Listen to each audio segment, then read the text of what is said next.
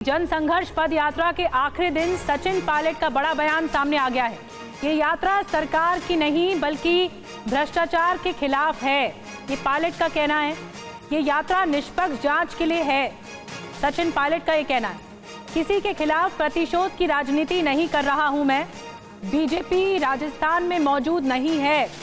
कर्नाटक में हमारे आरोपों पर लोगों ने भरोसा किया है।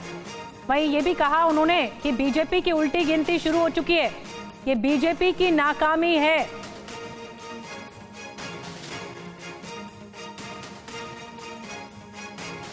और समीर अब्बास हमारे सहयोगी ने बातचीत की है, क्या कुछ कहा सचिन पायलट ने, आइए आपको सुनाते हैं।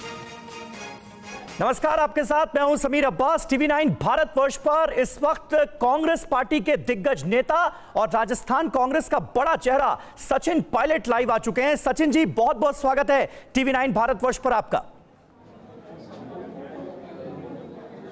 जी शुक्रिया। सचिन जी, आज हम और आप ऐसे वक्त में बात कर रहे हैं जब कर्नाटक में आपकी पार्टी कांग्रेस पार्टी ने बम्पर जीत हासिल की है। आपके हिसाब से इस जीत के टेक अवे पॉइंट्स क्या रहे? कर्नाटका में हमारी पार्टी ने जो आरोप लगाए थे बम्बई सरकार के ऊपर, वो आरोप लोगों ने उन पर विश्वास किया और मुझे लगता है कि जो हमारा कैंपेन था वो भी 40% कमीशन सरकार का कैंपेन था और उसी के आधार पर हमको भारी जनमत प्राप्त हुआ है। और मैं समझता हूँ ये एक भाजपा की नाकामी है गवर्नेंस की, और मुझे ऐसा भी लगता है कि इससे भाजपा की उल्टी गिनती चालू हो गई है। भाजपा की उल्टी गिनती चालू हो गई, आप ये कह रहे हैं। लेकिन देखिए, आपने बिल्कुल सही कहा, कर्नाटक में दो बड़े मुद्दे रहे। एक तो 40% कमीशन खोरी का आरोप कांग्रेस पार्टी ने जोर शोर से बीजेपी की सरकार पर लगाया, और दूसरा राहुल गांधी की जो पदयात्रा हुई, जो भारत जोड़ो यात्रा हुई, उसका भी बड़ा असर देखने को मिला। लेकिन राजस्थान पर हम अब आ जाते हैं। राजस्थान में आप अपनी ही सरकार पर भ्रष्टाचार के आरोप लगाते हुए नजर आ रहे हैं। पदयात्रा भी आप कर रहे हैं इतनी लंबी अपनी ही सरकार के खिलाफ, तो इसका असर तो फिर चुनावों में क्या होगा ये भी जानते होंगे आप दोनों बातें गलत बोल रहे हैं। मैंने हमारी सरकार के ऊपर करप्शन का कोई चार्ज नहीं लगाया और ये यात्रा हमारी सरकार के खिलाफ नहीं है। मैं वसुंधरा जी के कार्यकाल में जो करप्शन हुआ उसकी जांच की मांग को लेकर मैं पदयात्रा कर रहा हूँ। जनसंघर्ष यात्रा हमारी हो रही है और ये यात्रा किसी के खिलाफ नहीं है, करप्शन के खिलाफ है। और मैंने हमेशा कहा कि जो हमने अपने मुंह से आरोप लगाए वसुंधरा जी के कार्यकाल में, उस पर हमें निष्पक्ष जांच करानी चाहिए। इस मांग को लेकर जनता का आज समर्थन हम लोगों को मिल रहा है। और जो करप्शन की बात आप कर रहे हैं, वो पेपर लीक जब होते हैं किसी भी स्टेट में कहीं पर भी, तो करप्शन में मुद्दा होता है क्योंकि पेपर पैसे में बिकते हैं। तो उस पर अंकुश लगाने के लिए हमको व्यवस्था में बदलाव करना जरूरी है। इन दो मुद्दों को लेकर मैं यात्रा कर रहा हूँ और इस भीषण गर्मी में इतने लोग जुड़ रहे हैं, मतलब वो इस मुद्दे से अपने आप को एसोसिएट कर रहे हैं। बिल्कुल बिल्कुल, इसीलिए मैंने ये कहा कि चाहे पेपर लीक का मुद्दा हो या फिर हजारों करोड़ का भ्रष्टाचार हुआ वसुंधरा राजे की सरकार में और उसकी जांच अशोक गहलोत मुख्यमंत्री रहते नहीं करा रहे हैं, ये सीधे सीधे आप कह रहे हैं। तो फिर भ्रष्टाचार के खिलाफ कार्रवाई ना करना भी तो एक तरह का भ्रष्टाचार ही है। नहीं, मैं कहूँगा, मैंने बात को कहा 1.5 साल पहले से कह रहा हूँ, आग्रह कर रहा हूँ और उम्मीद रखता हूँ कि इस बात को सरकार स्वीकार करेगी। इसमें काम सरकार को करना है, पार्टी को नहीं करना है। तो सरकार से मेरा आग्रह है, और क्योंकि मुख्यमंत्री जी गृह मंत्री भी हैं, वित्त मंत्री भी हैं, और ये आरोप मैंने नहीं लगाए थे, उन्होंने खुद लगाए थे। 5 साल तक लगातार लगाए थे, हर मंच से कहा, प्रेस कॉन्फ्रेंस में कहा, हर जगह इस बात को बार बार दोहराया। खान घोटाला, शराब माफिया, भू माफिया, नाना प्रकार के आरोप लगाए थे। लेकिन उस पर प्रभावी कार्रवाई नहीं करेंगे तो चुनाव के समय जनता हमसे सवाल पूछेगी ना कि आप लोगों ने कहा लेकिन कर कुछ दिखाया नहीं। इसलिए इस मांग को लेकर मैं बार बार अपना आग्रह कर रहा हूँ। आपको लगता है कि अगर करप्शन के खिलाफ कार्रवाई नहीं की जाती है, वसुंधरा राजे की सरकार के वक्त जो करप्शन हुआ, जो आपका आरोप है, तो फिर जनता के बीच राजस्थान के चुनावों में जाना मुश्किल होगा, जीत हासिल करना, वापस कांग्रेस पार्टी की सरकार बनवाना मुश्किल होगा? मुझे लगता है कि हम लोगों को, हम नेताओं को अपनी बात की विश्वसनीयता कायम रखने के लिए कर दिखाना पड़ेगा। ये तो लोग समझेंगे कि राजनीतिक लाभ लेने के लिए आप आरोप लगाते हो, जब मौका आता है तब कार्रवाई नहीं करते हैं। तो जो क्रेडिबिलिटी है, जो विश्वसनीयता है, वो अगर सवालिया निशान में आ जाएगी तो लोग अगली बार हमारा विश्वास क्यों करेंगे। इसलिए ज़रूरी है, 6 महीने बचे हैं, हमें कार्रवाई करनी चाहिए। और ये प्रतिशोध की भावना नहीं है, कोई वेंडेटा नहीं है, किसी के खिलाफ नहीं है। निष्पक्ष जाँच हो, सच सामने आए, दूध का दूध पानी का पानी हो।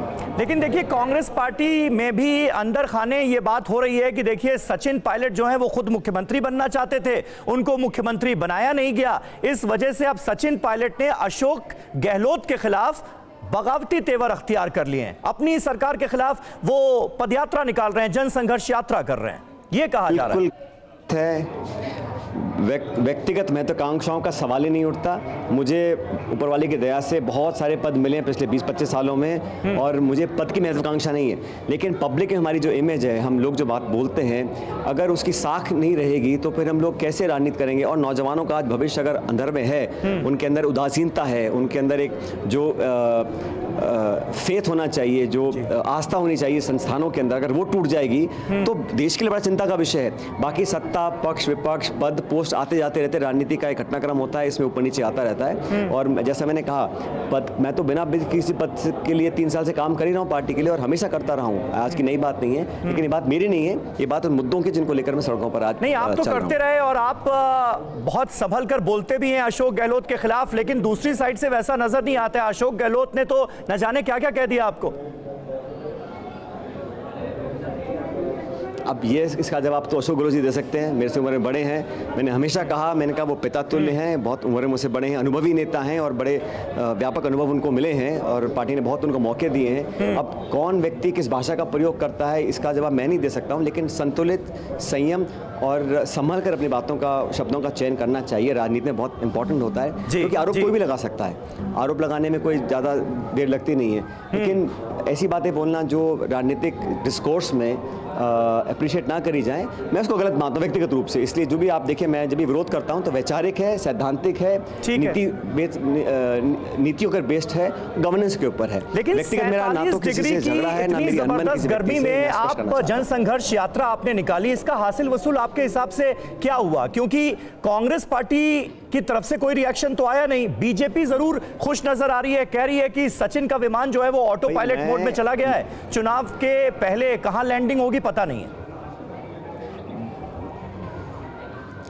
बीजेपी का कोई मुद्दा ही नहीं है, बीजेपी राजस्थान में मौजूद नहीं है। वो तो इस नींद में सो रहे हैं कि अपने आप जनता उनको वोट डाल देगी। इतना झगड़ा, इतना बिखराव है कि 5 साल होने को आए हैं, बीजेपी एक नाकाम विपक्ष साबित हुई है, सदन के अंदर, सदन के बाहर, ये जग जाहिर है। जहाँ तक मेरी बात है, मैं 2-5 दिन अगर गर्मी में चल रहा हूँ तो पीड़ा कुछ नहीं है। पीड़ा तो उन बच्चों की है, बच्चियों की है, जो पढ़े लिखे 2-2 साल मेहनत करते हैं, कोचिंग लेते हैं, ट्यूशन करते हैं, खर्चा करते हैं, पेपर लिखते हैं अपना भविष्य बेहतर बनाने के लिए, पेपर लीक होता है, कैंसिल होता है, उनके परिवारों पर क्या बीतती होगी, वो असली पीड़ा है जीवन में। ये 2-5 दिन गर्मी में चलना, ये मैं इसको पीड़ा नहीं मानता हूँ। चलिए, सचिन पायलट की जनसंघर्ष यात्रा खत्म हो रही है और सचिन पायलट हमसे बात कर रहे थे। सीधे तौर पर अशोक गहलोत के खिलाफ अभी भी वो मोर्चा खोलते हुए नजर नहीं आ रहे हैं इंटरव्यू के दौरान, लेकिन वो साफ तौर पर कह रहे हैं जिन मुद्दों को लेकर वो आगे बढ़ रहे हैं उसका फिलहाल कांग्रेस पार्टी की तरफ से जो रिएक्शन होना चाहिए वो तो नजर नहीं आ रहा है। बीजेपी के खिलाफ भी वो हमला बोलते हुए नजर आ रहे हैं।